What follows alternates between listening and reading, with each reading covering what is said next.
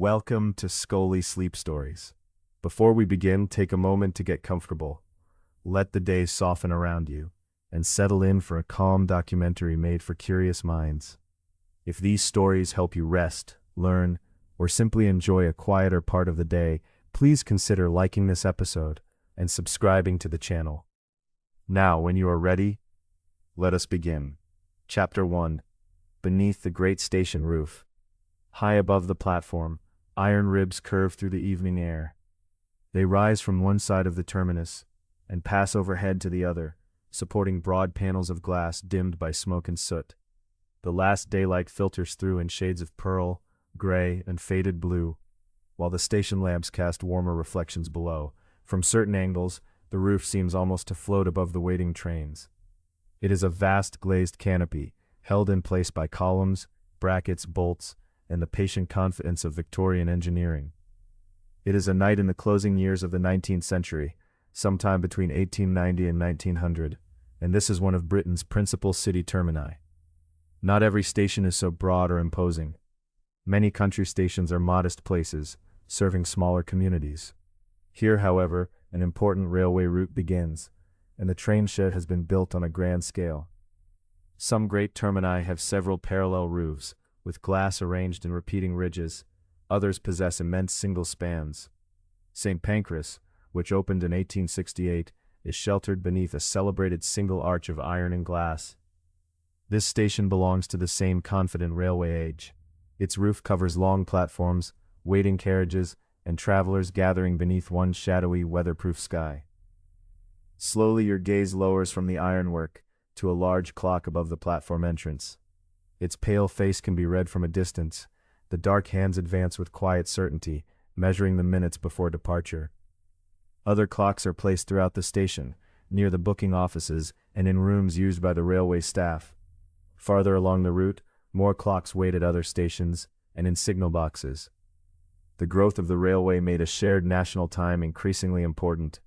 Before fast travel, towns could keep time according to the sun, and noon in one place might differ by several minutes from noon elsewhere. Yet a railway timetable could not work easily with many local times. Stations, trains, guards, and signal operators needed their clocks to agree. Greenwich Mean Time gradually became the common standard.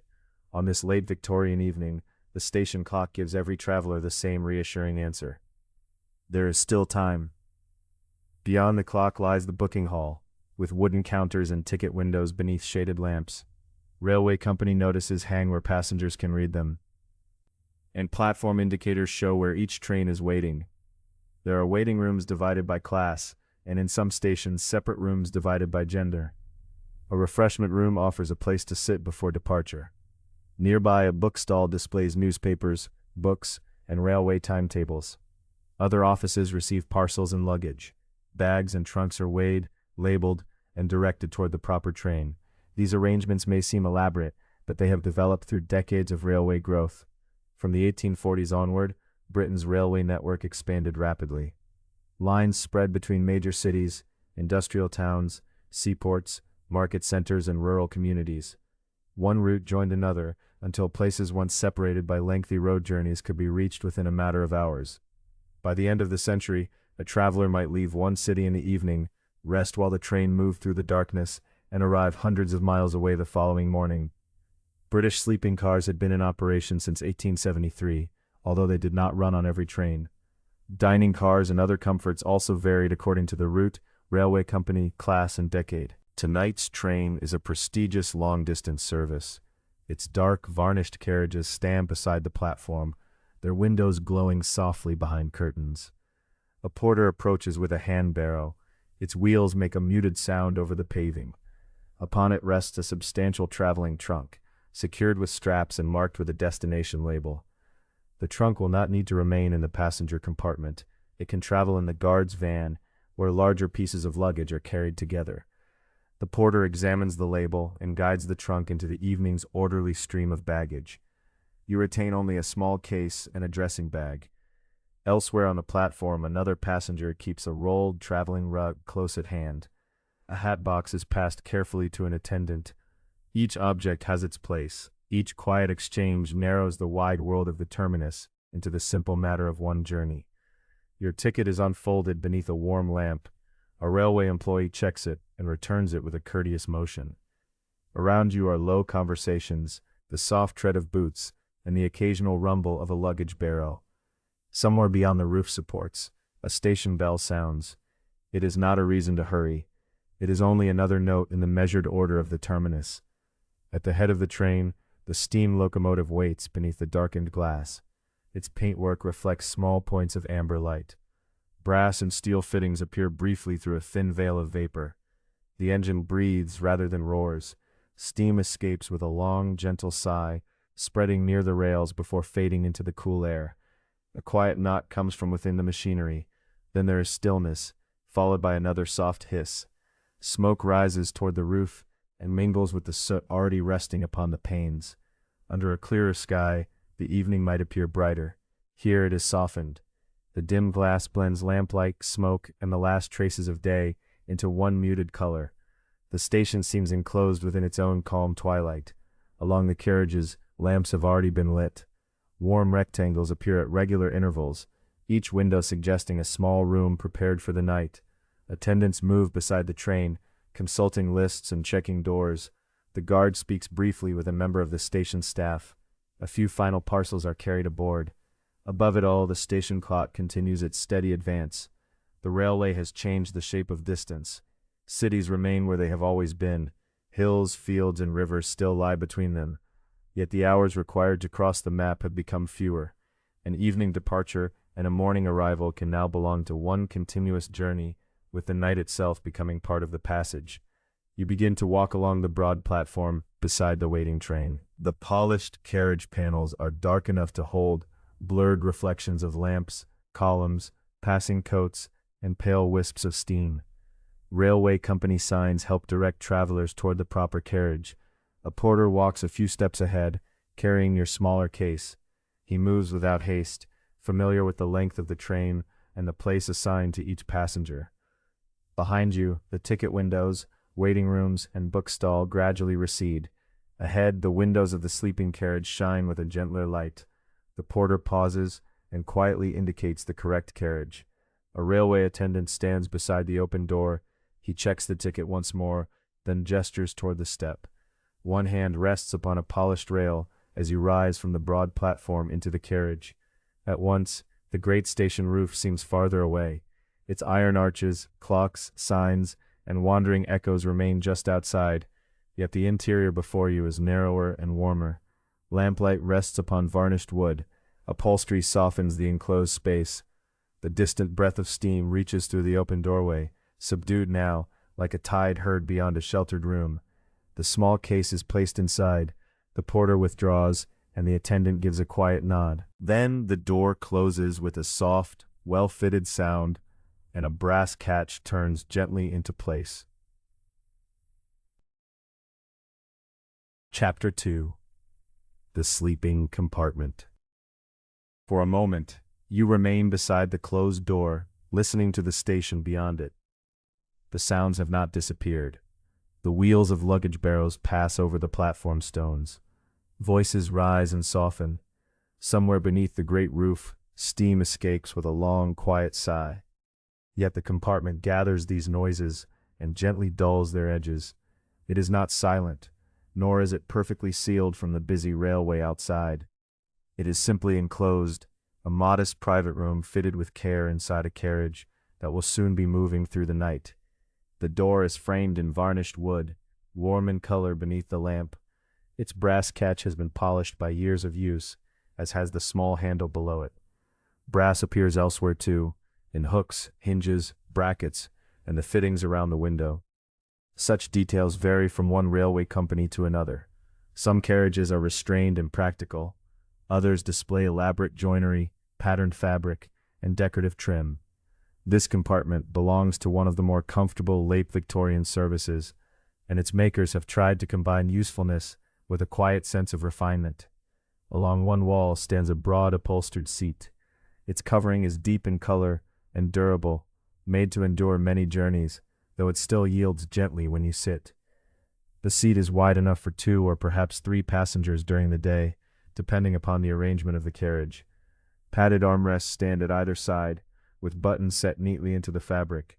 Beneath your feet lies a fitted floor covering, darkly patterned and softened by years of careful brushing. The porter has placed your smaller case near the seat, where it can be opened without blocking the door. The larger luggage has gone elsewhere, for space in a railway compartment is always measured closely. Above you, a rack is fixed securely to the wall. It may be made from netting held within a metal frame, or from narrow rails arranged as a shelf. A folded coat, a hat box, or a traveling rug can rest there, though a cautious passenger would avoid placing anything too heavy overhead. Beside the window hangs a leather strap, ready to assist with raising or lowering it. Ventilation in a Victorian carriage is a matter of practical importance. Lamp fumes, warmth, smoke from outside, and the presence of several passengers can make the air feel close. Depending upon its design, a carriage may have adjustable windows, small roof ventilators, or a raised section along the roof known as a clerestory. The clerestory can admit light and air through windows above the ordinary line of sight. No single arrangement is found everywhere. British railway companies build or purchase their own rolling stock, and even carriages traveling upon the same route may differ in age and construction. You touch the window strap, though there is no need to move it yet. The station lamps remain steady. Their light lies in pale bars across the platform, broken now and then by a porter walking past. The window is fitted with a fabric curtain or blind, which may later be drawn across it. Even with the blind lowered, small railway sounds will continue to enter.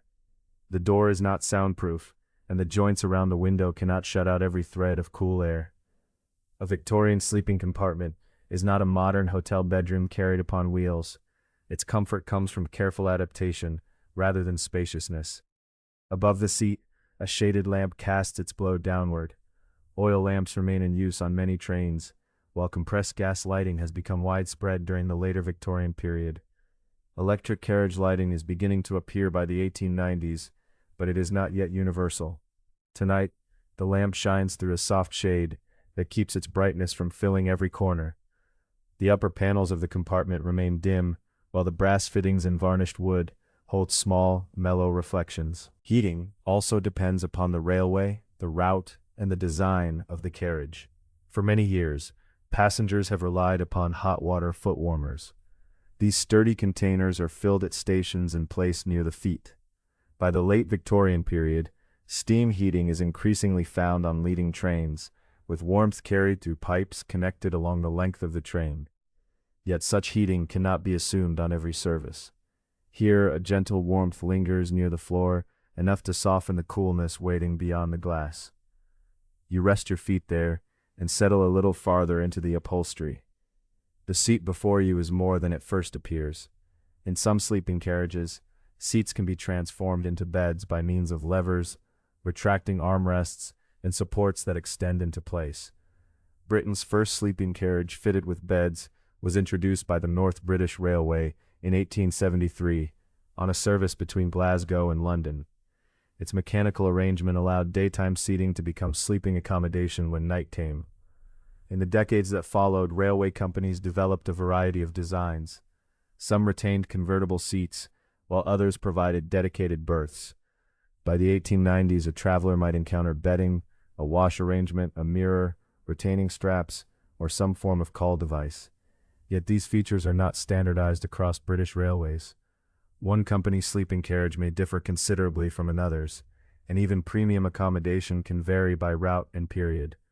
In this compartment, the berth mechanism is mostly concealed beneath the upholstery and polished paneling.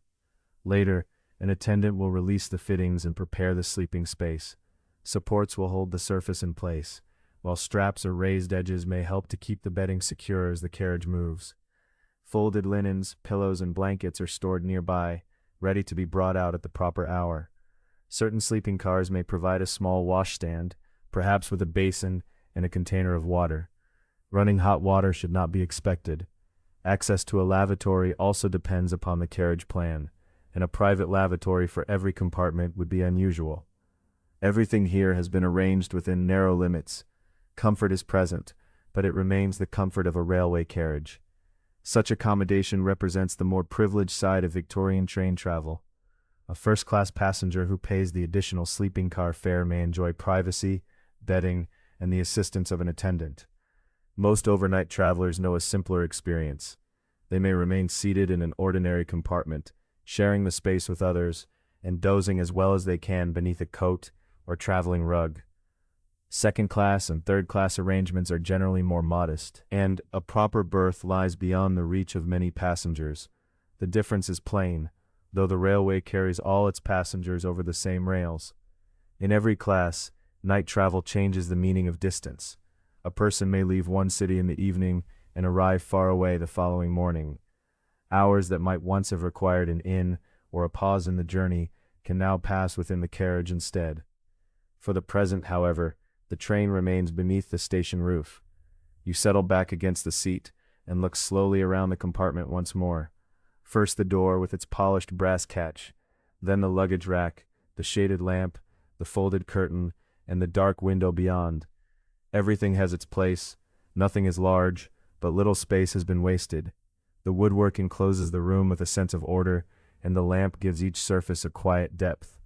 The station beyond the glass now seems almost like a picture, held within a frame. A porter passes carrying a small case.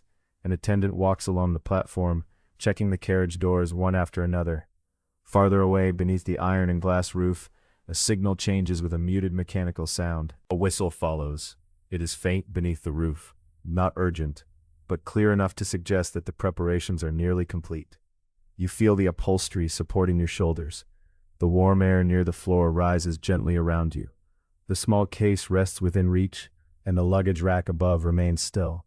For another moment, the compartment is simply a quiet room, waiting for its journey to begin. The platform lamps remain visible through the window.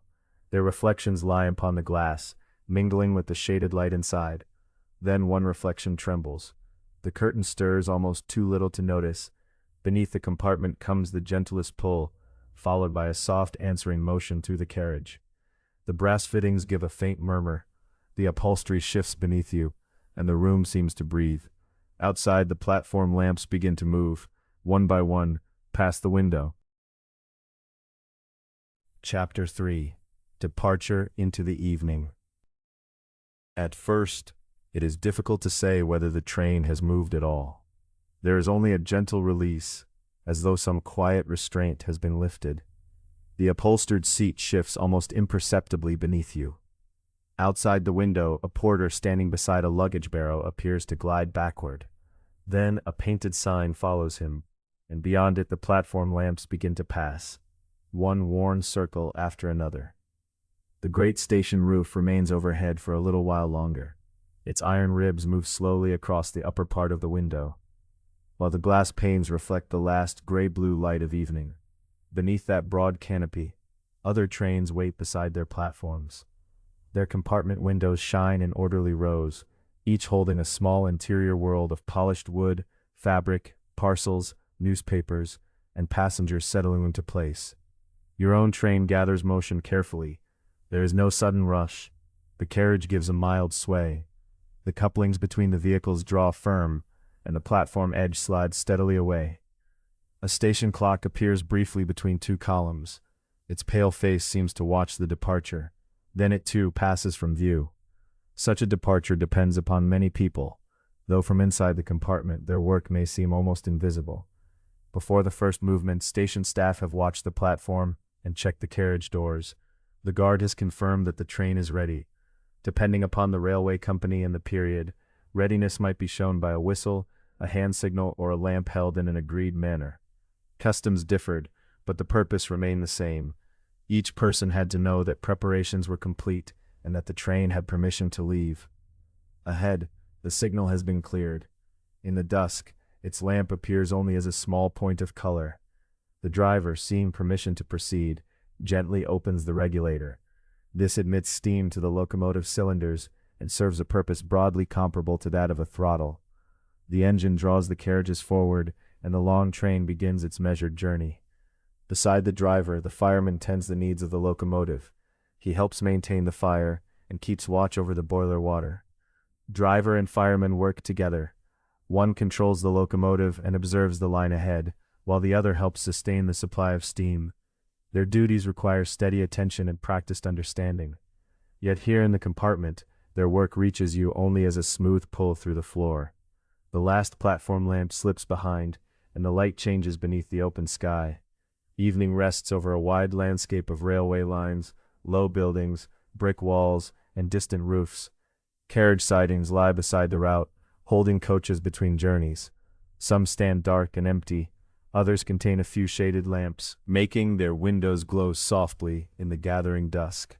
The train passes over points, the movable rails that guide trains from one line of track to another. There is a subtle change in the motion beneath the carriage, followed by a return to a steadier course. Near the line stands a signal box, raised above the tracks. Through its windows you can make out a bright interior and perhaps the silhouette of a signalman beside a row of tall levers. Together those levers form a lever frame. By moving them, the signalman controls signals and points, often through wires and mechanical connections running beside the railway. The mechanical semaphore signals commonly used in the late Victorian period have moving arms to convey instructions. In fading light, their lamps are often easier to see than the arms themselves. Small red, green, or pale lights appear against the dim city, each carrying a meaning understood by the railway staff. Inside the signal box, telegraph or block instruments allow neighboring signalmen to exchange information about trains passing from one section of line to the next. Your train is not traveling through the evening unnoticed. Word of its progress passes along the route, from one signal box to another, while signals and points are arranged in sequence. The rails beneath you begin to offer a recurring phrase. It is light at first, a measured joining and releasing, a soft pattern repeated beneath the wheels. Much of the familiar railway rhythm comes from the wheels crossing the joints between separate lengths of rail. Each crossing sends a small sound through the carriage floor. The pattern is not perfectly identical. It changes with the speed of the train, the construction of the track, and the arrangement of the wheels beneath each vehicle. Sometimes the sounds seem evenly spaced. Sometimes one follows another more closely, and then comes a longer pause. All the small variations belong together, forming a calm and continuous refrain. Beyond the sidings, the railway enters a district of warehouses and goods depots. Broad doors face the tracks, and loading platforms rest quietly after the day's work. Stacked crates make dark, regular shapes beneath sheltering roofs. A covered wagon stands on a neighboring line, its lettering briefly visible in the glow of a yard lamp. Farther on, the rounded outlines of a gasworks rise against the evening sky. Then come more brick walls and shadowed buildings. A narrow street appears below, where a horse-drawn cab waits near a corner. The scene is visible for only a moment before the train carries you onward. The city does not end at once. It loosens gradually. Rows of houses appear beyond walls and embankments, their windows shining at different heights. Behind one curtain, a room is brightly lit. Behind another, there is only a low amber glow. Small gardens back onto the railway, with sheds, fences, and washing lines becoming indistinct in the dusk. At a suburban platform, a handful of passengers wait beneath a canopy. The train passes without stopping. Benches, posters, and lamps flow by in a quiet sequence. For a moment, the station name can almost be read. Then the final letters disappear behind the carriage. Again comes the rhythm of the rails, altered now by the train's measured increase in speed. Wheel and joint, followed by the mild sway of the compartment. The shaded lamp remains steady above the wood paneling. Its reflection floats in the darkening window, laid over the passing view, so that the warm interior seems to travel among the streets and rooftops outside. Signals continue to appear at intervals. One glows beside a junction, where several tracks spread apart. Another stands beyond a short bridge, its lamp a tiny color in the deepening blue. Each belongs to the same careful exchange between signalmen, station staff, the guard, the driver, and the fireman. No single person carries the whole journey alone. The railway moves through coordination, with each duty fitted calmly to the next. The houses begin to thin. Between them appear patches of open ground, dark gardens, and fields edged by pale fences. Street lamps are more widely spaced now, and the intervals between their pools of light grow longer. Behind you, the city remains as a broad, quiet brightness near the horizon. You turn from the window and become aware of the train itself as a longer formation. Your compartment is only one room among many. Coach after coach follows the locomotive, each holding its own shaded lamps and quiet passengers. Some carriages are divided into separate compartments. Others may have corridors allowing movement along part of the train, depending upon their design, route, and railway company. Beyond the compartment door, an attendant's footsteps pass softly. Near the corridor entrance, a brass handrail catches the lamplight. The rhythm continues beneath everything, changing slightly, settling, and changing again, as the train carries its many small illuminated rooms outward into the evening. Chapter 4. Through the Connecting Carriages. The attendant's footsteps recede along the passage, measured and unhurried. For a little while, you remain beside the compartment window, watching the last suburban lights drift into the distance. The houses have grown sparse now. Between them lie dark gardens, open ground, and fields touched faintly by the evening sky. Then you turn toward the compartment door and the narrow corridor beyond. This long-distance train is among the more comfortably appointed services of the late Victorian years. Its carriages are linked, at least through the principal passenger portion of the train, so that travelers may move from one coach to another while the train is underway.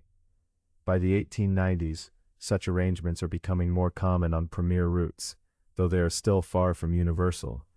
Many earlier British railway carriages were built as rows of separate compartments. Each compartment had its own exterior door, opening directly onto the station platform, and there was no interior passage from one compartment to the next.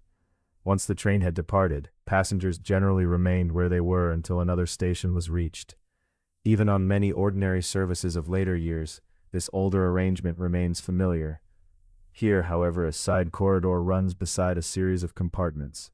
It is narrow but sufficient, bordered on one side by polished wood and compartment doors, and on the other by windows filled with evening darkness. Small lamps and shaded fittings cast separate pools of amber light. Between them the passage grows dimmer, and the brass rail beneath your hand shines only where the lamplight touches it. You open the compartment door and step quietly into the corridor. The floor moves beneath your feet, not sharply, but with a slow and regular sway. This long carriage rides on bogies, wheeled frames that pivot beneath the coach. They allow the carriage to follow curves more easily, and generally provide a steadier ride than the short, four-wheeled coaches familiar on many earlier lines. The bogies cannot remove every movement.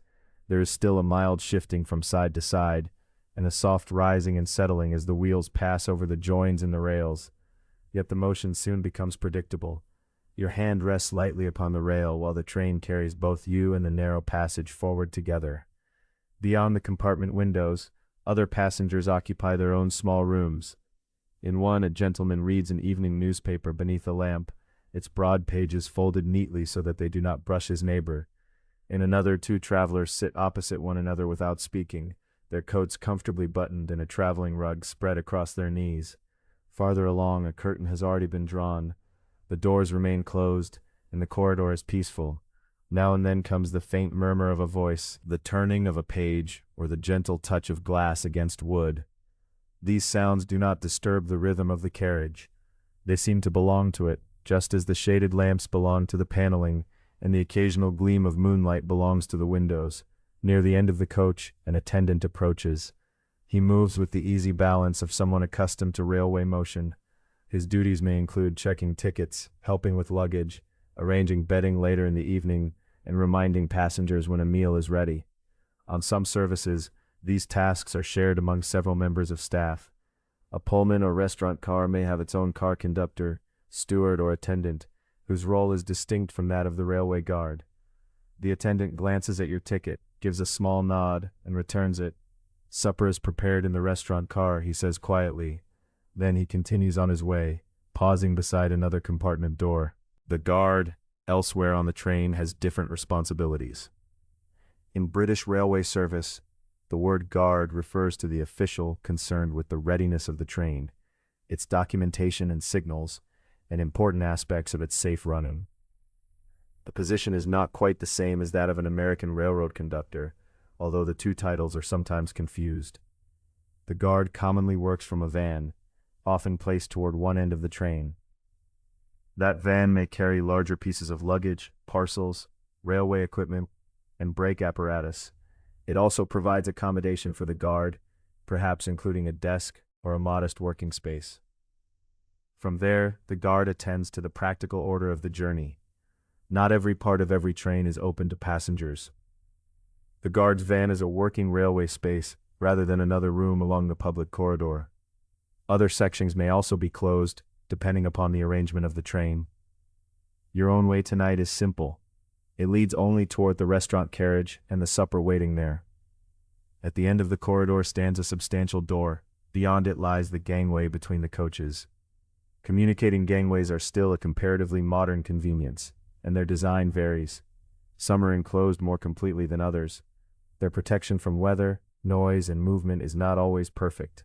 Victorian carriage doors are firmly made, but they are not modern sealed automatic doors. The connections between coaches may admit a little cooler air, along with a clearer note of the wheels below. You wait until the carriage settles upon a straight and steady stretch. Then you open the door. The gangway is short. Flexible coverings offer some shelter from wind and weather, while metal plates bridge the small moving space between the two carriages. Each coach shifts a little independently, and so the floor makes a quiet movement of its own. A handrail waits on either side. Holding the rail, you cross in 2 measured steps. For a moment, the voice of the railway becomes clearer. You hear the rolling wheels, the light creak of the connected coaches, and the low passage of air outside. Then the next door closes behind you, and the sounds soften once more. Not every Victorian passenger could have made such a walk. On trains without corridors or communicating gangways, a traveler might need to enter the dining carriage before departure and remain there until the next stop. On some services, passengers could reach it only while the train stood at a station. Railway arrangements differed from one company, route, class, and decade to another. This particular train belongs to the more elaborate kind of overnight service. Its principal carriages are connected so that the journey may feel continuous and self-contained. Within the moving train are compartments for sitting and sleeping, working spaces for the staff, practical facilities, and a carriage prepared for meals. Each has its own purpose, while all are carried together through the night. The new coach has the same enclosed and secure feeling, though its details differ slightly. The wood is darker here, and the lamps have softly frosted shades. Their light lies gently upon the panels and catches the brass fittings without glare. At one end, a lavatory is provided for passengers. Such conveniences appeared gradually and were more likely to be found on long-distance and higher-class rolling stock than on ordinary local carriages. Like corridors, communicating gangways, and sleeping berths, they became part of the slow development of railway comfort. They did not appear everywhere at once, nor in precisely the same form. You continue only a little farther. There is no need to explore the whole train. Behind you, your compartment waits, with its familiar upholstery, luggage rack, curtain, and shaded lamp. Later, the attendant will help prepare the sleeping space. For now, the room remains just as you left it, a quiet place held within the longer formation of the train. Ahead lies another illuminated room, arranged for supper. The corridor grows warmer as you approach the restaurant car. The difference is slight at first, only a softer warmth around the final door. Then comes the clean scent of linen, mingled with the faint fragrance of bread. Beneath it is the mild, savory warmth of soup, and somewhere nearby, tea is being prepared. A steward stands beside the door. His clothing is neat, and his manner is calm. He gives a small, welcoming nod, then opens the door with a practiced hand. Before passing through, you glance once more at the corridor window. Outside lies the countryside, dark beneath a pale sky. A low field appears briefly in the moonlight, then fades behind a line of trees. Yet the window shows the interior more clearly than the landscape. In the glass you see polished wood, shaded lamps, and your own quiet outline. Beyond that reflection stretches another line of light. The lamps of the dining car appear one after another in the dark window, steady and golden, while the wheels continue their familiar rhythm beneath the floor. And with the scent of warm bread and soup drifting gently into the passage, you step towards supper as the train moves onward, through the night. Chapter 5. Supper in the Dining Car. The steward holds the door as you step into the dining car. At once the narrow passage opens into a room of warm light and measured elegance.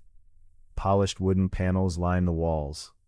Upholstered chairs stand beside tables covered with white linen, and each place is set with company crockery, clear glasses, and silver or silver-plated cutlery. Nothing has been arranged carelessly. Every plate, spoon, and folded napkin has its place, chosen with the gentle movement of the railway in mind. The car is not large, yet it feels complete. Shaded lamps cast quiet circles across the tables, leaving the upper corners in a soft amber dusk. A few passengers are already seated. Their conversation is low, made private by the rhythm beneath the floor. No voice carries far. A newspaper is folded and set aside. A chair moves back by an inch. Somewhere nearby, a spoon touches the rim of a bowl with a small, clear note. The steward guides you to a table beside the window. As you sit, the carriage leans almost imperceptibly into a broad curve. The glass beside you remains dark, revealing little of the countryside. Instead, it gathers the dining room into itself. There are reflections of lamps and linen, hands resting near plates, and calm faces held against the passing night. Such a room would have seemed remarkable to earlier railway passengers. For many years, travelers depended on station refreshment rooms, baskets brought to carriage doors, or food packed before departure. A train might stop long enough for a hurried meal, although the timetable did not always permit much leisure. Eating a composed supper while continuing on one's journey required a different kind of carriage, and a new kind of service. Britain's first public dining car service began on the 1st of November, 1879. The Great Northern Railway introduced it on the route between Leeds and London King's Cross. The dining car was named the Prince of Wales, and its passengers could enjoy a 6-course meal without leaving the moving train. At first, this was very much a first-class luxury. It was an example of railway companies competing not only through speed and destinations, but also through comfort. During the late 1880s and throughout the 1890s, restaurant and dining cars appeared on more of Britain's major railway routes. They never became universal. Not every sleeper train carried one, and arrangements differed from one company to another. The route, the class of ticket, and the payment of an additional fare might all determine whether a traveler can dine aboard. Even among the finest services, furnishings and menus varied, yet the broad idea was becoming familiar. A railway journey could now contain its own dining room, carried steadily from city to city. A waiter approaches with a covered bowl and places it before you, timing the movement carefully with the sway of the carriage. The cover is lifted, releasing the mild fragrance that first reached you in the corridor. The soup is clear and golden, with finely cut vegetables and a few green herbs resting upon the surface. Beside it lies a small piece of bread, its crust firm and its center pale and soft. The spoon is worn in your hand. Beneath the table, the wheels repeat their even phrase over the rails. The liquid trembles slightly, although it does not spill. Contemporary observers sometimes remarked on the steadiness of early dining cars, impressed that a proper meal could be served at speed. Still, no carriage could remove every trace of motion. Glasses quivered gently, cutlery shifted by the smallest degree. A waiter learned when to pour and when to pause. Those who worked in dining cars were sometimes said to acquire sea legs, adapting their balance to a floor that was never entirely still. They moved with the train, rather than resisting it. When the carriage inclined, they adjusted almost without thought. A hand might briefly touch the back of an empty chair. A tray might be held a little closer to the body. What appeared effortless to the passengers was the result of long practice. Beyond the dining room lies a compact kitchen, quite unlike the broad kitchen of a hotel or restaurant. Space aboard a train is limited, and every shelf and work surface must be used with care. Ingredients are stored securely. Heat is managed within close boundaries. Some dishes may be cooked there, while others are partly prepared beforehand and finished during the journey.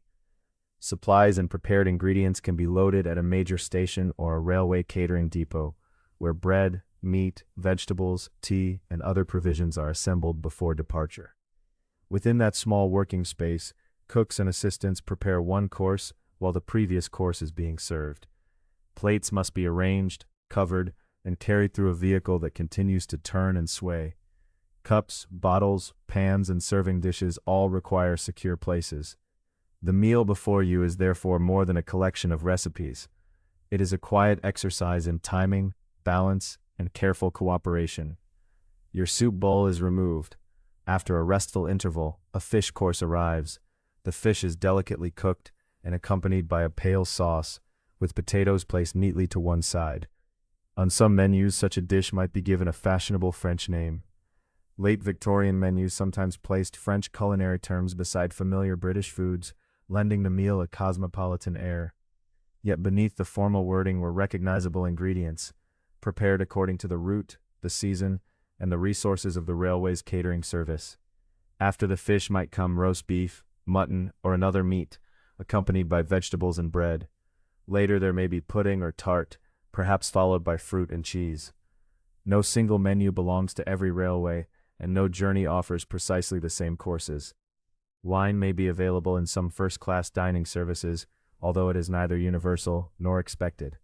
Water, tea, and coffee have their places too, each brought with the same composed attention. You do not need to follow every dish in detail. The remaining courses pass in an unhurried sequence, marked by fresh plates and the quiet folding and unfolding of linen. The room settles into its own pattern. Conversation rises for a moment, then softens again. A passenger farther along the car cuts a piece of fruit. Another holds a cup between both hands. The waiters move through the central aisle with the steady balance of people accustomed to distance passing beneath their feet. Outside, the countryside remains mostly hidden. Now and then a distant farmhouse lamp appears and slips away. A pale stretch of field catches the moon before a stand of trees closes over the view. Then the window returns to reflection. Your hand lifts a cup, and its reflected twin rises from the darkness. The shaded lamps form a glowing row behind it, and quiet faces travel together through a landscape they can scarcely see. The railway's movement becomes part of the meal. There is the soft tremor of a glass against the cloth, the faint shift of a spoon, and the nearly inaudible settling of the wooden fittings as the carriage follows another gentle curve. Beneath these small sounds, the wheels continue their familiar rhythm. The same measured phrase that accompanied you through the corridor now passes beneath the dining tables, steady and reassuring. At last, tea or coffee is brought. The cup is smaller than the soup bowl, and steam rises from it in a slender thread. By now, the social brightness of supper has softened. Newspapers remain folded. Voices become less frequent. The service continues, but the evening seems to be drawing inward, away from conversation and toward the private compartments of the train. For a little while, you watch the lamplight in the window. The reflection of your cup rests against the darkness. A folded napkin appears beside it, pale and still. Beyond these images, the countryside passes unseen, field after field moving quietly beneath the night sky. The final cup is cleared. A waiter smooths the cloth and folds an unused napkin with care, aligning its edges before placing it aside. In the glass, the dining car lamps remain for another moment, floating over the dark fields. Then a small signal box appears beside the line. Its windows glow warmly, and for an instant you see the outline of a person within, attending to the quiet duties of the railway. The signal box passes behind you, but its light lingers in thought. The meal has been served by many hands, some visible and many unseen. Beyond the polished dining car, people tend the engine, watch the signals, keep the time, prepare the stations, and guide the long train onward. Beneath it all, the wheels continue their measured phrase, carrying supper, lamplight, passengers, and careful work, together into the night. Chapter 6. The Working Train. Beyond the dining car window, the lighted signal box has already slipped into the distance. For a moment, it remains as a quiet image, a small room raised beside the railway, its windows bright against the fields, a clock upon the wall, and a figure standing among polished handles. Then darkness closes gently around it, and the train continues on its way. The smooth progress of a late Victorian express depends upon many such islands of careful work. No single person carries the whole railway forward. Instead, duties pass quietly from one pair of hands to another, linked by clocks, signals, written instructions, and familiar routines. Most of this labor remains out of sight from the passenger compartments.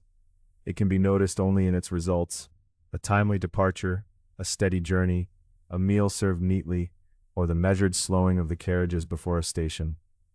At the front of the train, the driver observes the line and responds to the signals placed beside it. He controls the locomotive, judging its movement with knowledge gained over many journeys. Beside him works the fireman, whose title describes only one part of a skilled occupation. He tends the fire, manages the supply of coal, watches the boiler, and helps maintain the proper water level. His work is not simply a matter of adding fuel. Coal must be distributed thoughtfully within the firebox so that the fire burns as evenly and effectively as possible. The principle of the steam locomotive is straightforward, although the machine itself is the result of long refinement. Coal burns in the firebox. Its heat warms the water held within the boiler and produces steam. That steam is directed into cylinders, where it drives pistons. The pistons are connected to the locomotive's driving wheels, turning the force of steam into the forward movement of the train. Behind most long-distance locomotives is a tender, carrying the coal and water required for the journey. The coal feeds the fire. The water replaces what has been turned into steam. A steam locomotive consumes a substantial quantity of water over a long distance, so the railway timetable must allow for this need. Water may be taken at a principal station or another specially equipped facility along the route, although not every scheduled halt is a water stop. Steam, smoke, cinders, and exhaust are distinct things, even if they sometimes appear to mingle when viewed from far behind the engine. Steam is produced from the boiler water. Smoke comes from the burning coal, while cinders are small particles carried from the fire. Exhaust steam has already performed its work in the cylinders before it is released. From the quiet shelter of a distant carriage, these separate traces may seem like one pale veil beneath the night sky. Within the locomotive, however, each belongs to a different part of the engine's work. The engine may also contribute to the comfort of those traveling behind it. On suitably equipped trains, steam can be supplied through pipes for carriage heating. The same locomotive that draws the train through the countryside may therefore send a moderated warmth into compartments lined with polished wood, cloth, and shaded glass. Passengers need not think about the pipes running through the train. They notice only that the night air remains beyond the window, while the carriage around them feels enclosed and comfortable. Farther back, the guard carries a broad responsibility for the train as a whole. Before departure, he helps ensure that the service is ready. He checks documentation and communicates the necessary signals. During the journey, he remains attentive to stops, timings, and the train's progress. From his own compartment, he can apply the guard's brake when required. By the later Victorian period, braking had become increasingly coordinated along the entire train. After 1889, automatic continuous brakes were legally required on British passenger trains, accelerating their adoption. A continuous brake allowed braking action along the train to respond from a central control, rather than depending only upon separate handbrakes. Railway companies did not all use exactly the same arrangement. Vacuum and air systems were both employed, yet their purpose was shared and practical, to allow the connected vehicles to slow together in an orderly way. The railway line itself was watched and regulated in sections. In signal boxes along the route, signalmen controlled the movement of trains through the part of the railway entrusted to them. A signal box might contain bell instruments, telegraph equipment, written registers, a dependable clock, and a lever frame. Through broad windows, the signalman could observe the line, while bells and telegraph messages helped him communicate with neighboring boxes. There is a calm order to such a room. Entries are made in the register. The clock measures the minutes. A bell conveys information from farther along the railway. Lever handles stand in a polished row, each waiting for its proper moment. One is moved, and outside the box a signal changes its position. The driver sees the signal and responds. In this way, an instruction given in a small illuminated room becomes part of the movement of a long train passing through miles of open country. At stations, other workers take up their portion of the shared task. Porters carry luggage, assist passengers, open carriage doors, move parcels, and perform the many varied duties required upon a platform. One may guide a luggage barrow beneath the station clock. Another may place a trunk carefully into the luggage van. When the train arrives, they are ready beside the doors. When it departs, their attention turns toward the next service and the next set of quiet preparations. Within the train, sleeper attendants care for passengers in the night carriages. They answer requests, prepare berths, arrange linens, and keep the compartments orderly. In the dining car, cooks and waiters complete their own precise routines. Tables are cleared, provisions secured, plates attended to, and glassware protected from the motion of the rails. Their duties differ from those of the driver, fireman, guard, porter, or signalman, yet all belong to the same carefully coordinated service. Even time is shared among them: station clocks, guards' watches, signal box clocks, and the printed timetable must agree closely enough for the railway to function as one connected system. A train cannot be guided by the locomotive crew alone, nor by a guard, porter, or signalman acting separately. Its movement depends upon synchronized routines. Each person completes one part of the work and trusts that others will complete the next. From the passenger's place, all this coordination becomes wonderfully simple. The final cup has been cleared from the dining car. A corridor lamp rests within its shaded globe. Behind a closed door, an attendant arranges folded linen. At stations ahead, porters glance toward clocks and prepare for the train's arrival.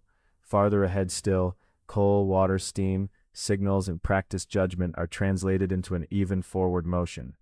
You return slowly to the sleeping compartment and settle beside the dark window. The upholstery yields slightly beneath you. A brass fitting catches a narrow line of lamplight, and the curtain rests in an undisturbed fold.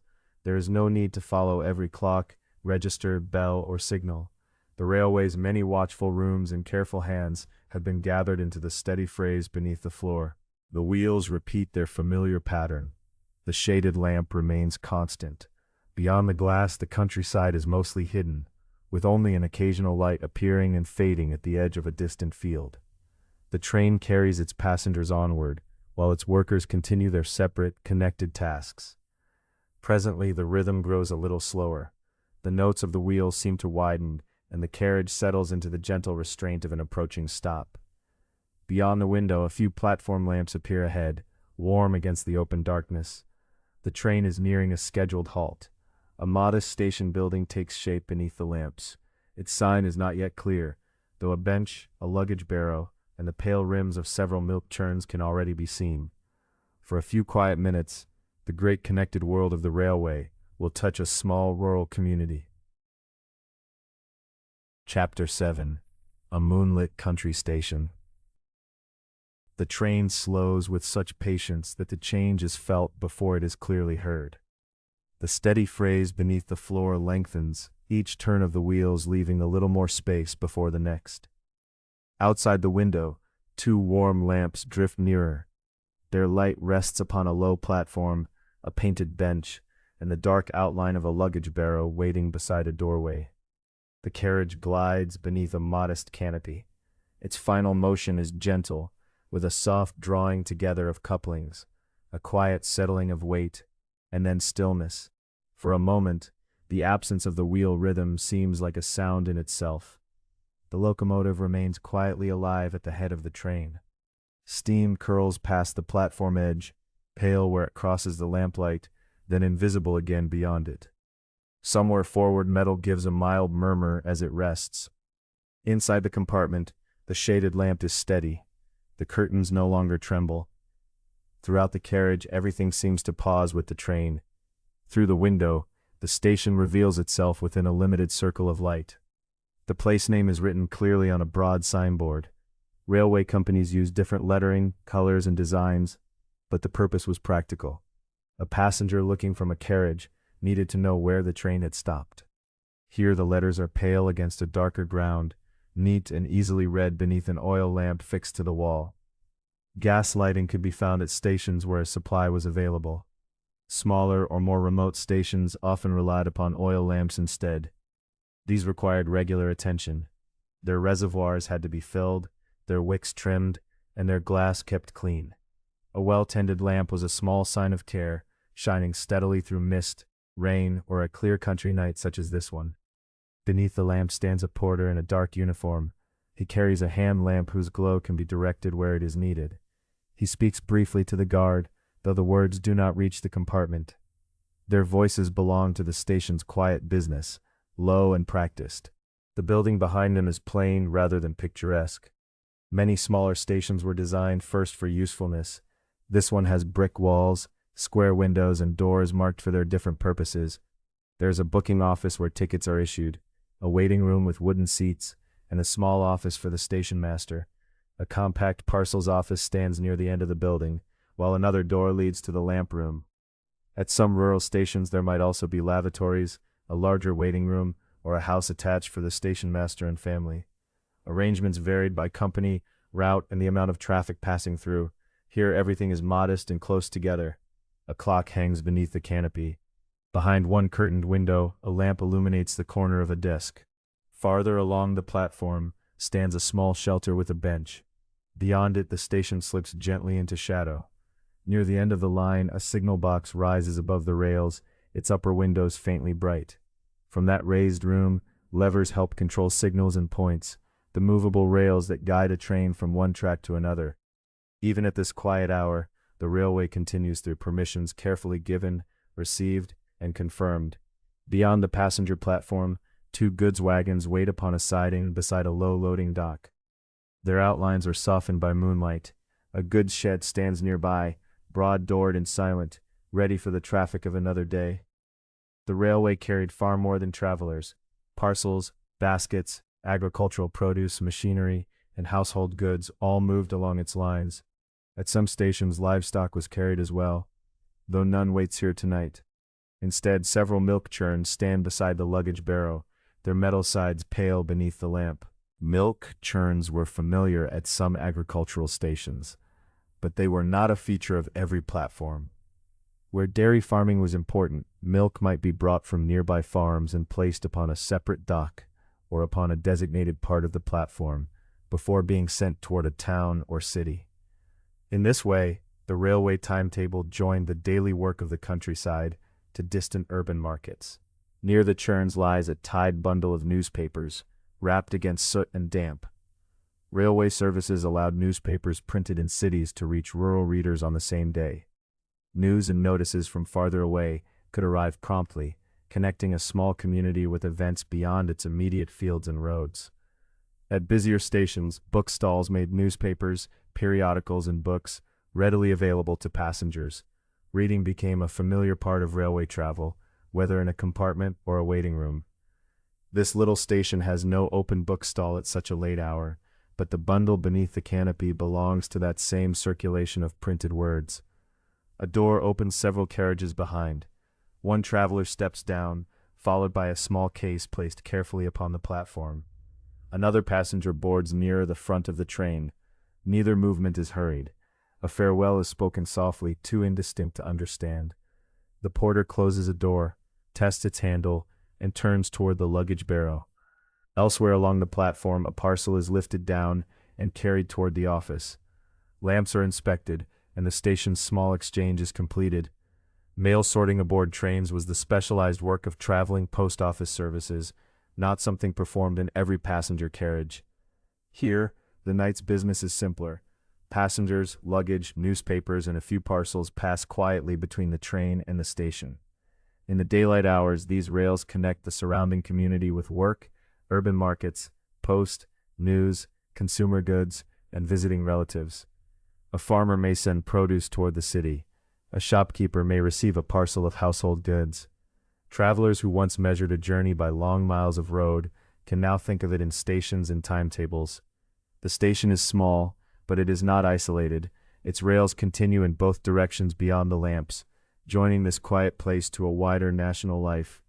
At midnight, that connection appears in only a few simple objects: a bundle of newspapers, several pale churns, a traveler's case, and the polished line of rail extending into darkness. Not every train stops at every country platform, and a scheduled halt is generally kept brief. A train might remain longer for a particular reason, such as taking water, attending to catering, making a connection, or carrying out locomotive work. Tonight, none of that is needed. There is only the ordinary, efficient business of a rural station. Near the rear of the train, the guard raises a lamp. At the end of the platform, the signal changes to allow the journey onward. Within the signal box, the proper indication has been set and confirmed. The porter steps back beneath the canopy. One final carriage door closes with a subdued click. The first movement is scarcely more than a loosening of stillness. The platform begins to pass the window. The bench slides away, followed by the clock and the waiting room door. The porter remains beneath his lamp, standing quietly as the carriages move past.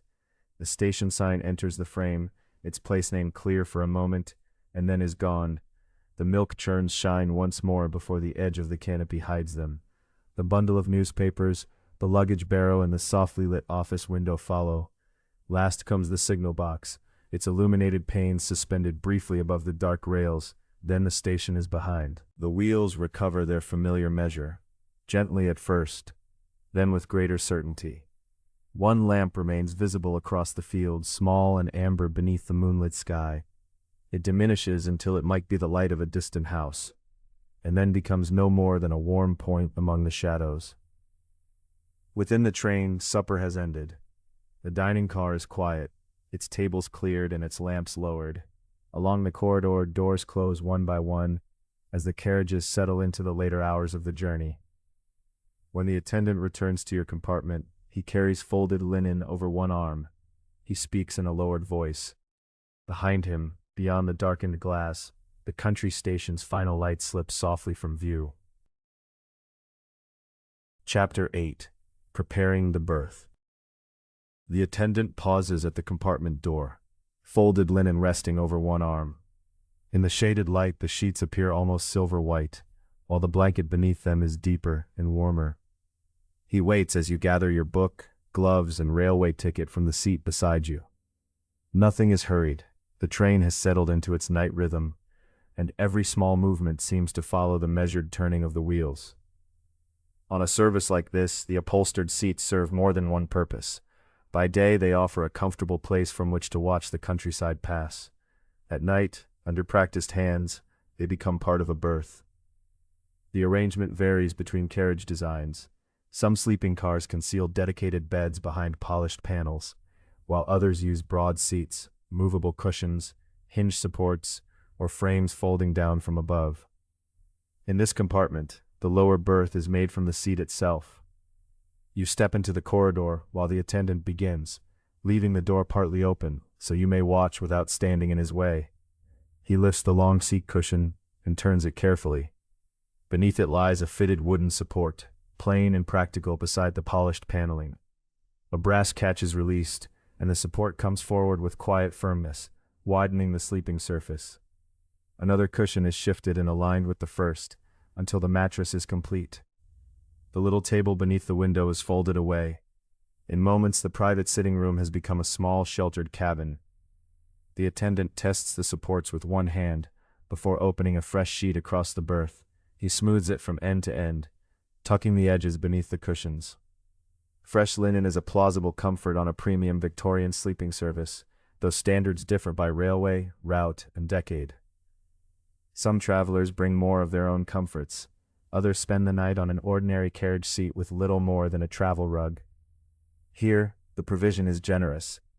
A second sheet follows, then a woolen blanket and a pillow and a clean cover. The blanket is laid evenly, its upper edge turned down, and your own travel rug is placed across the foot of the berth. Such rugs are familiar companions on Victorian railway journeys. They supplement bedding, warm a cool carriage, and lend something personal to an unfamiliar room.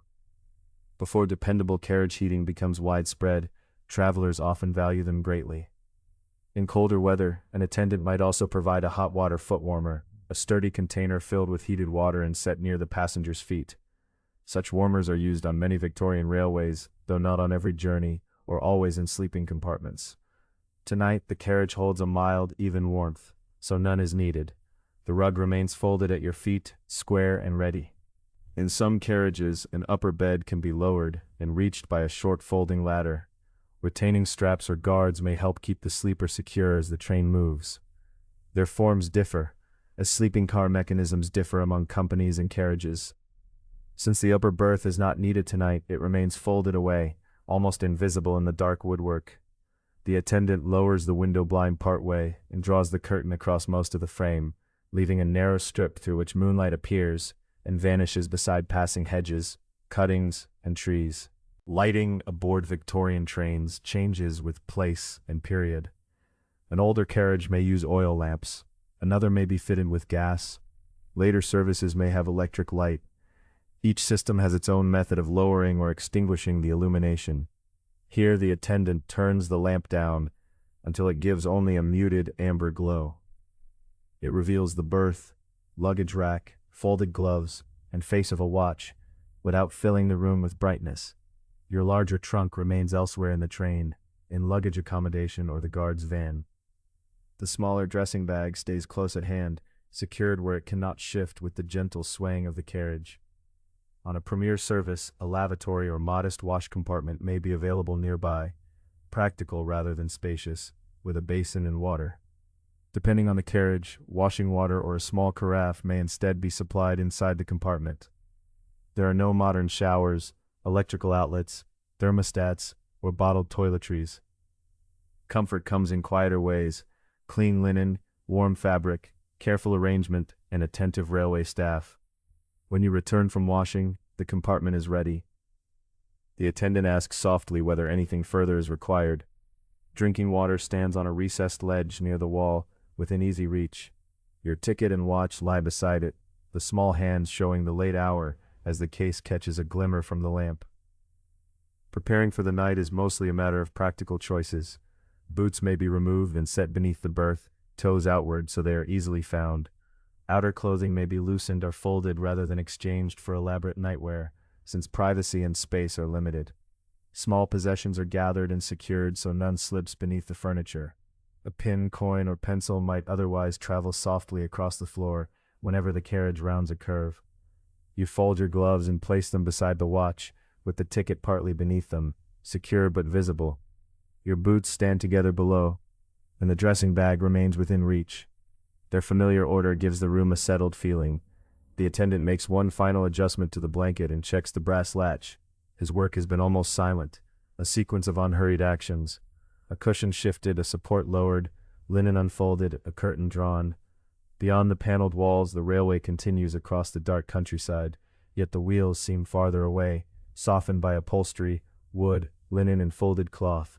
Their rhythm remains steady and reassuring, but no longer asks for attention. With a quiet good night, the attendant withdraws. The door closes gently, and his footsteps pass along the corridor before merging with the motion beneath the berth. You sit at the edge of the newly made bed and look around the small room. By day, the compartment had seemed open to the journey, its window framing fields, houses, stations, and distant hills. Now the blind and curtain have turned it inward. The railway is still present, but distantly, felt in the light sway of the berth and heard in the softened repetition of wheels on rails. You lie back against the pillow. The blanket rests lightly across you, and the travel rug waits near your feet, if the air grows cooler. Beneath the linen, the joined cushions yield gently to the carriage's motion. Through the narrow gap between blind and curtain, the window becomes a ribbon of moonlight. Sometimes it shines clearly, sometimes a tree, cutting, or embankment covers it. The pale strip appears, fades, and appears again. The brass fittings hold a last amber gleam. Your boots wait beneath the berth, and the curtain hangs in deep, still folds. Below, the wheels follow the rails into the later hours. For now there is only the berth's gentle movement, the narrow thread of moonlight, and the railway carrying you quietly onward through midnight. Chapter 9. The Railway at Midnight. Midnight passes without ceremony. There is no change in the steady movement beneath the berth, and no clear boundary between one day and the next. The watch remains beside the folded gloves, its small hands traveling quietly beneath the glass. Beyond the curtain, the countryside continues. At the edge of the blind, the narrow ribbon of moonlight appears once more. For a little while, the train runs beside open fields. Their pale surfaces tilt gently beneath the moon, divided by hedges and low stone walls. A pond catches the light and holds it for a moment. Then it is gone, replaced by the dark outline of a barn, a cluster of trees, and the faint square of a farmhouse window. The railway does not cross an entirely empty landscape. Even at this hour, it passes near farms, villages, workshops, industries, and small staffed buildings beside the line. Much of this human presence is hidden by darkness. It reveals itself only in scattered signs. There is a lantern near a gate, a thread of smoke above distant chimneys, or two amber windows on the far side of a field. Along the track, telegraph poles rise and fall in measured succession. From the compartment, they seem to pass like the marks of a clock, one and then another and then another. Wires stretch between them, barely visible where they cross a patch of moonlit sky. These wires carry messages rather than music. Telegraph systems have become an essential part of the Victorian railway, conveying operational and commercial messages over long distances. Information can travel ahead of a train, passing from station to station with remarkable speed. Yet within the closed carriage, there is no sound from the wires. There is only the subdued rhythm below. The wheels meet the joints in the rails, repeating a pattern that soon becomes too familiar to count. The moon disappears. Trees gather close to the line, their branches forming a dark roof above a wooded cutting. The railway lies between rising banks of earth. In the temporary darkness, the compartment window reflects the shaded lamp, the curtain, and the quiet outline of the pillow. For several moments, the private room seems to travel through a world made only of polished wood, muted cloth, and warm shaded light. Then the cutting opens, and moonlight slips through the narrow gap again. Far ahead, beside a junction, a signal lamp shows a small point of color.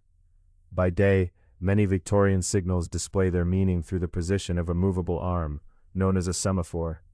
At night, when the arm itself cannot easily be seen, a lamp presents a colored aspect to the approaching engine crew. The light is modest, but its meaning is precise. Behind such signals are people keeping watch through the night. In a signal box raised beside the tracks, a signalman may sit among polished levers, instruments, a clock, and a written register of passing trains. Bell codes are exchanged with neighboring boxes, with each pattern carrying an agreed meaning. Times are entered carefully into the train register. The line is observed, and movements are managed according to established procedures. One important method is the block system. The railway line is divided into sections or blocks so that trains may be kept apart.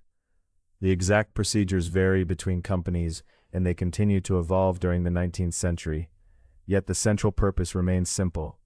A train should not enter a protected section until it is proper for it to do so.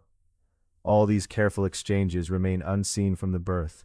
You notice only their quiet result.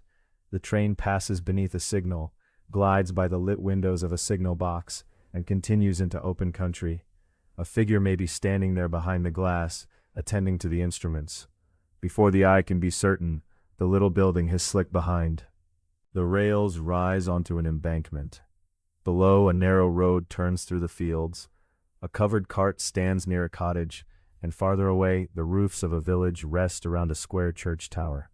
The village has no need to wake for the passing train. It lies beneath the same moon, connected to the railway by a lane leading toward a small station beyond the hill. A bridge carries the line across a quiet river. For a few moments, the sound beneath the carriage becomes broader and more hollow. Pale water shows between the girders, holding a broken reflection of the sky. Then the wheels return to firm ground, and the familiar rhythm gathers itself again. Moonlight, darkness, a signal lamp, the measured rails. The train enters a short tunnel. The window turns black, and the sound rounds gently around the carriage, enclosed for a moment by brick and stone. There is no long interruption. There is only a brief dimness, a fuller note beneath the floor, and the soft awareness of walls passing beyond the window. Then the tunnel mouth falls behind. The pale strip beside the blind returns, softened now by a passing cloud. Your awareness returns with it, though perhaps it had wandered for only a minute. The blanket is still lightly in place. The lamp remains low. Somewhere in the carriage, a fitting gives a small, harmless click as the train follows a curve. Beyond the window, the countryside changes once more. A few factory chimneys rise at the edge of an industrial town, their forms quiet against the sky. Rows of modest houses extend toward a station yard, where sidings hold dark wagons. The train continues without stopping. It passes a goods shed, a level crossing, and several platform lamps gathered beneath a canopy. Even small intermediate stations may retain staff through the night. There may be signaling duties to attend to, goods work to complete, a level crossing to manage, or a scheduled train expected before morning. Under the lamps, the platform appears brighter than the surrounding fields. Here moonlight is secondary. Oil or gas lamps define the benches, signs, doors, and the pale edge of the platform. For an instant a station name comes into view, but the letters pass before they settle into meaning. A porter stands near a barrow, a waiting room window glows behind him. A door, a bench, and a covered lamp slide through the narrow view between blind and curtain. Then the final platform light recedes, and the station becomes another small island of brightness behind the train. Clouds cover the moon. The compartment grows darker. although the shaded lamp preserves its warm circle beside the watch. The wheels continue their repeated phrase. It has been present for so long that it no longer asks to be heard. Instead, it supports every other sound. There is the slight movement of the curtain, the quiet settling of the carriage, and the distant closing of an internal door. When the moonlight returns, the train is passing through fields again.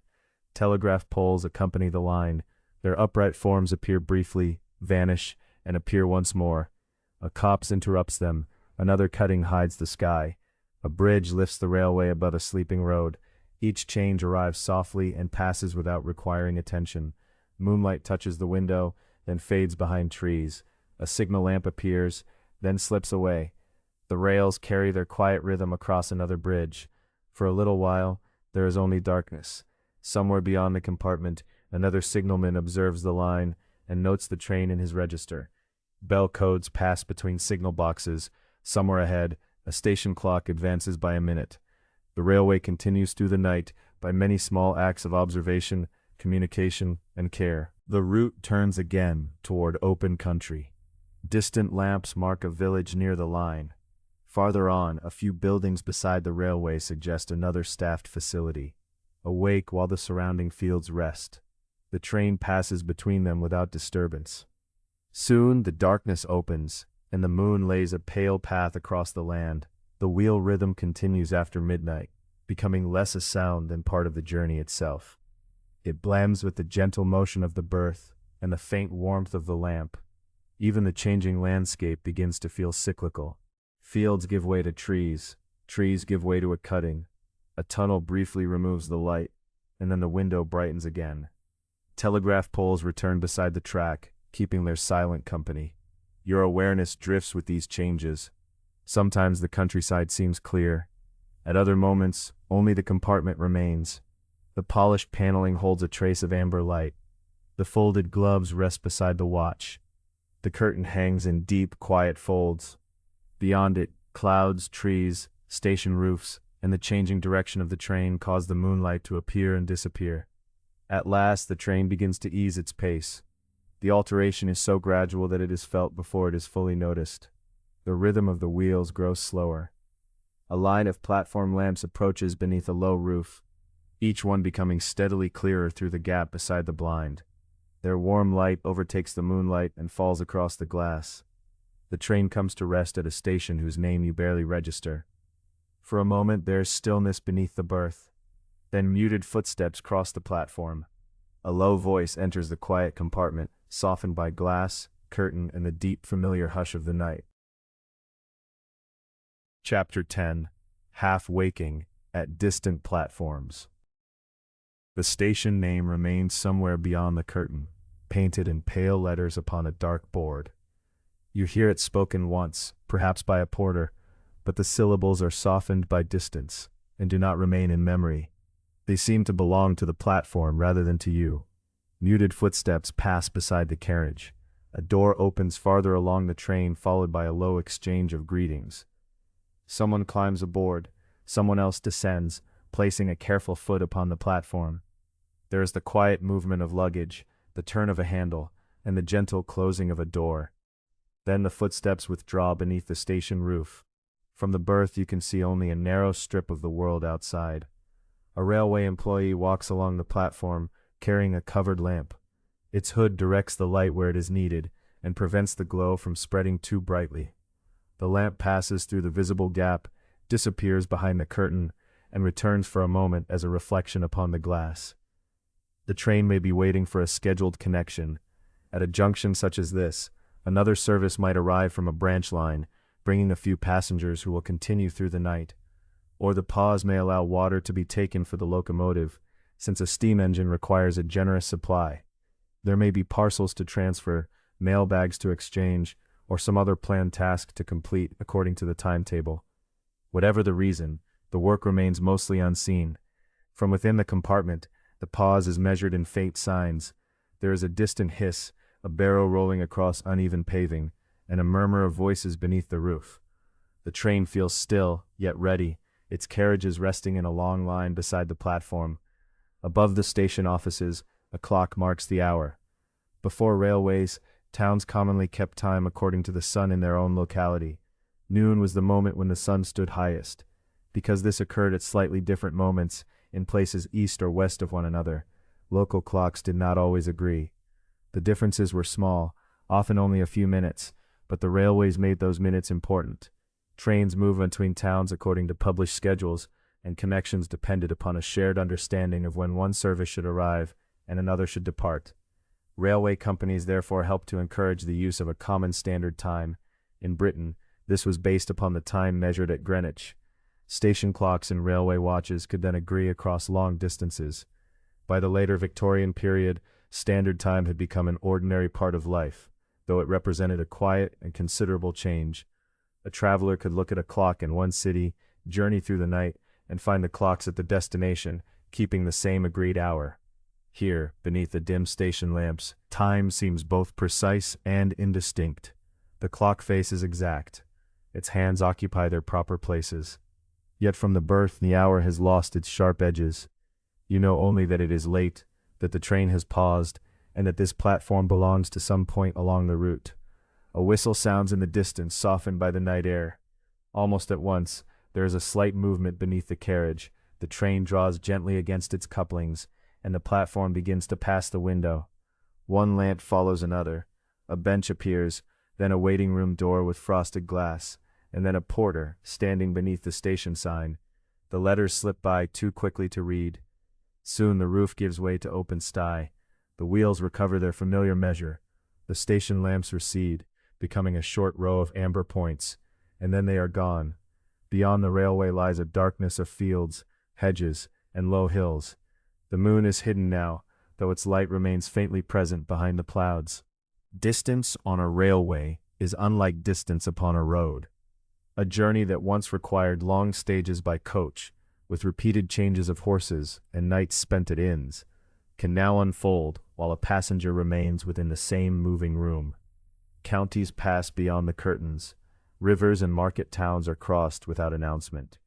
The traveler may know the route from a printed timetable, yet experience much of it only as sound and motion. Another interval passes. It might be half an hour, or perhaps longer. The rhythm continues evenly until once again it begins to slow. This station is larger. Several tracks lie side by side, their rails shining faintly beneath the lamps. Across the way, another train waits with curtains drawn across many of its windows. A little steam drifts beneath the roof, softening the outlines of pillars, signs, and signal posts. You wake only enough to notice a voice calling an indistinct place name. It seems to have a long first syllable and a softer ending, but it dissolves before you can arrange it into a word. A door closes nearby. Footsteps enter the corridor, pause for a moment, and continue. A passing traveler speaks quietly with an attendant. The low conversation soon fades into another part of the carriage. Perhaps a passenger has joined the train after arriving on a late connection. Perhaps another has reached the end of a shorter journey and is now walking toward the station exit, or a cab may be waiting beneath a covered entrance. The railway serves many journeys at once. For one person, this platform is a destination. For another, it is a beginning. For you, it is only a brief island of lamplight in the middle of the night. The station clock appears for a moment through the narrow opening beside the curtain. Its white face seems almost luminous. The minute hand has advanced far beyond the hour you last remember seeing, yet the compartment remains unchanged. The same polished panel catches the shaded lamplight. The same folded coat rests beside the luggage. The same curtain hangs between the berth and the glass. Then the train moves again. One wheel passes over a joint in the rail, and another follows. The repetitions gather and settle. Beyond the window, warehouse walls give way to scattered houses. One upstairs lamp burns behind a curtain. Then comes a line of dark gardens, a footbridge, and open country once more. At some later platform there is no station roof at all. Only two low lines of lamps and a small building with a bay window face the track. Rain, very fine and light, has begun to mark the glass.